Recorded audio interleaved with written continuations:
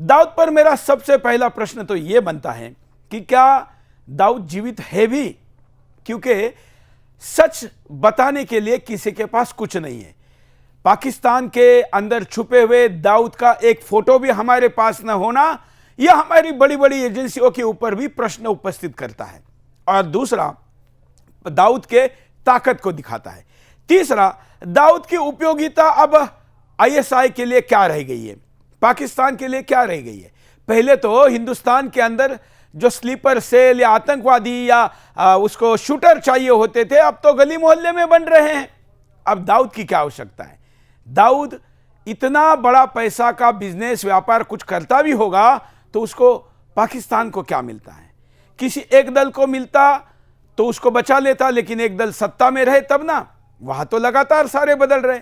ऐसे में प्रश्न यह बनता है कि क्या दाऊद सच में है भी या मर चुका है? दाऊद मारा गया है तो फिर उसके बारे में वहां की सरकार ने स्टेटमेंट नहीं दिया है। देगी कैसे? क्योंकि वो तो कहती है कि दाऊद हमारे यहां रहता ही नहीं है। क्या दाऊद प्लास्टिक सर्जरी करके कई दूसरे देश में तो रहने चला नहीं गया? ऐसा नहीं हो सकता क्या? हो भी सकता है।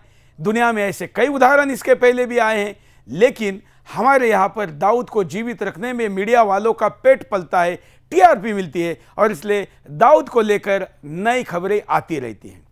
अगर दाऊद पर मुझे बात ही करनी है तो मैं ये कहूंगा कि दाऊद ऐसा मारा जाना नहीं चाहिए, और पाकिस्तान के हाथों तो बिल्कुल नहीं मारा जाना चाहिए, क्योंकि हमारा अपराधी है और हमारा ही कोई, भले अज्ञात क्यों ना हो, उसको सजा देगा तभी हमारा हिसाब पूरा होगा। अन्यथा 93 के बॉम्ब धमाके हो या हिंदुस्तान के गली मोहल्ले तक जिहाद को एक इंडस्ट्री के रूप में फैलाना हो, दाऊद का बड़ा हथियार के रूप में पाकिस्तान ने उपयोग किया है, और दाऊद ने भी हिंदुस्तान के विरुद्ध गद्दारी, बेईमानी और नमक हरामी करने में कोई कमतरता नहीं छोड़ी है। ऐसे में दाऊद का हिसाब केवल कोई भारतीय ही पूरा करे, ये हम ईश्वर से भी प्रार्थना करते हैं।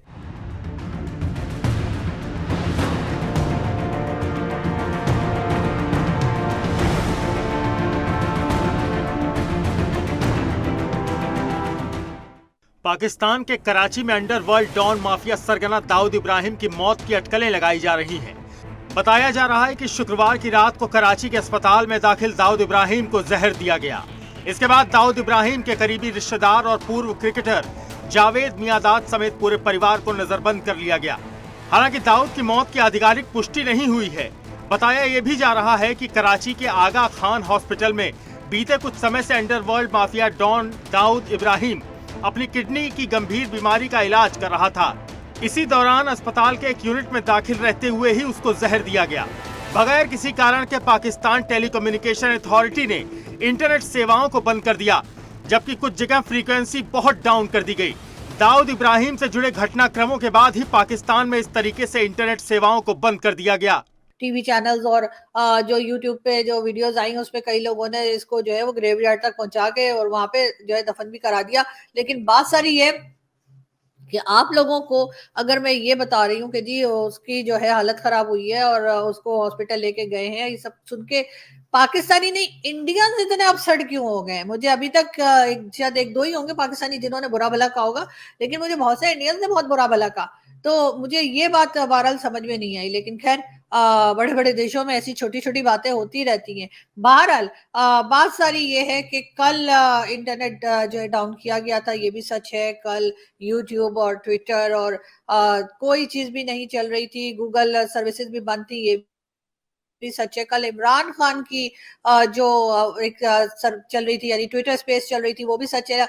लेकिन बात सारी ये है कि इमरान खान की ट्विटर स्पेस से भला एस्टेब्लिशमेंट या किसी की इतनी क्या हालत खराब हुई कि उन्होंने पूरा का पूरा इंटरनेट ही डाउन कर दिया। अगर लोग वहां जाके बात कर रहे थे तो करने देते। लेकिन ये बात भी सही है, भारत के दुश्मन की मौत की खबर पर खलबली मची है तो पाकिस्तान में भी चर्चा है कि कहीं इसमें भारत का रोल तो नहीं।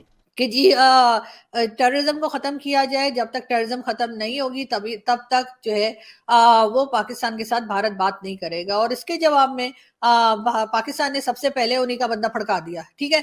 और यानी बाकी तो खैर छोटे मोटे तो मारे जा ही रहे थे ना, वो राइट हैंड है, वो लेफ्ट हैंड है, वो ये है, वो करके वो मास्टरमाइंड। एक तो इतने मास्टरमाइंड निकले अभी पिछले दिनों में, मेरे ख्याल है 2 दर्जन से ऊपर तो हमने मास्टरमाइंड उड़ा दिए हैं। आप सोचिए जरा क्या होगा दुनिया का। लेकिन ये जरूर है कि जैसे ही मतलब ये बात बार बार की गई डॉक्टर जयशंकर की तरफ से, प्राइम मिनिस्टर मोदी की तरफ से, कि जी पाकिस्तान के साथ तभी कोई बातचीत होगी, तभी ट्रेड होगा, तभी कुछ बात आगे बढ़ेगी जब पाकिस्तान टेररिज्म को कंट्रोल करेगा। तो पहले तो हमने छोटे मोटे जो थे ना मास्टरमाइंड और राइट हैंड और ये वो लेफ्ट हैंड छोड़ दिए हमने, याद रखिएगा।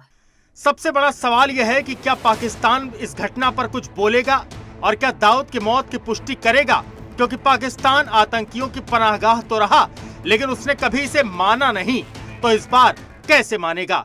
वहां पे कोई दही फुल्कियां खा रहा था या छोले भटूरे खा रहा था और वो खा के उसे फूड पॉइजनिंग हो गई, इस वजह से वो टपक गया, तो ऐसी बात होगी नहीं। इसलिए कि हम तो आखिरी सांस तक ये बात नहीं मानेंगे कि जी दाऊद इब्राहिम यहाँ रहता है। हम इससे पहले भी कोई नहीं माने, आपको मालूम है उसामा बिन लादेन का। उसामा बिन लादेन कोई 10 साल पाकिस्तान में रहा और वो भी ऐसी वैसी नहीं, एबटाबाद में जहां पर के फौजी छावनी है उसके आसपास वो रह रहा था, मगर 10 साल हमारी एजेंसी वालों को पता ही कोई नहीं लगा कि वो यहाँ रहता है, ठीक है ना। 10 साल के बाद वो अमेरिका वाले बेचारे जो थे उन्होंने खुद ही ढूंढ ढांड के ना उसको उड़ा दिया।